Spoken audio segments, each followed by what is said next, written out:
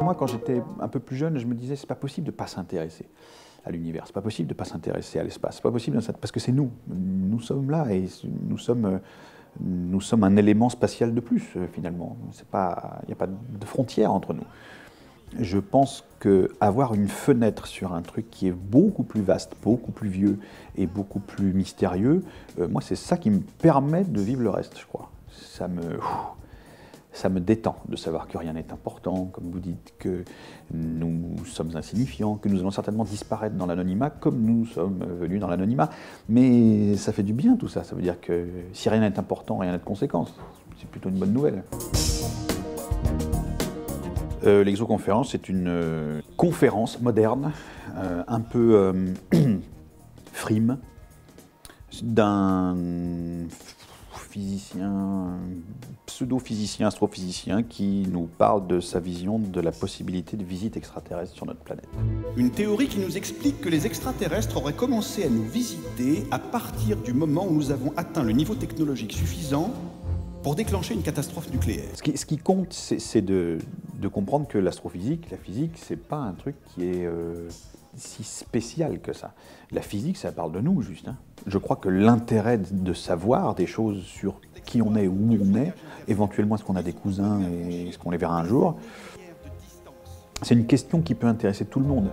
En revanche, point de vue pilotage, ils font des conneries, comme nous. Ils roupillent au volant, ils loupent des créneaux, et de temps en temps, ils se viandent. Voilà.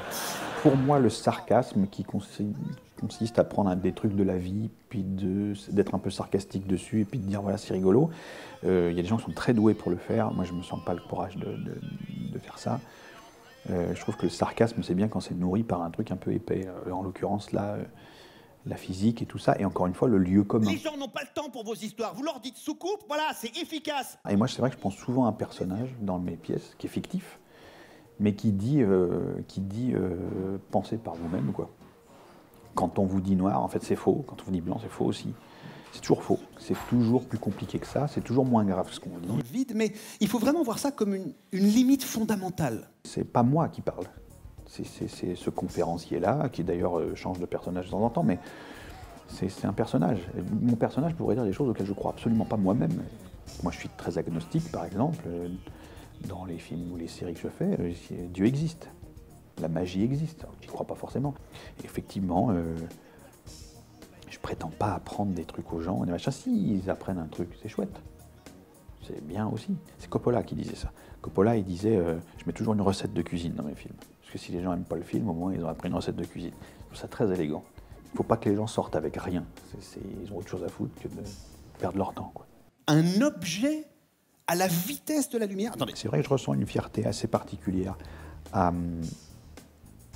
ce que les gens remplissent les salles avec un sujet qui n'est pas a priori évident. On est bien d'accord que la vitesse de la lumière est une constante. Et je les préserve pas de trucs des fois techniques, des trucs un peu velus. C'est un spectacle dense, déjà il fait 1h03 presque, et puis ça n'arrête pas, et puis il y a beaucoup de choses. Et le fait de remplir les salles, et des grandes salles en plus, avec ce sujet-là, je pense que c'est le premier sourire que ça m'évoque, c'est ça, c'est à cause de ça. 3, 2, 1, ignition. Ah, on a perdu Jean-Mi. Merde. Oh. Non, mais ça c'est... Oh, je suis découragé.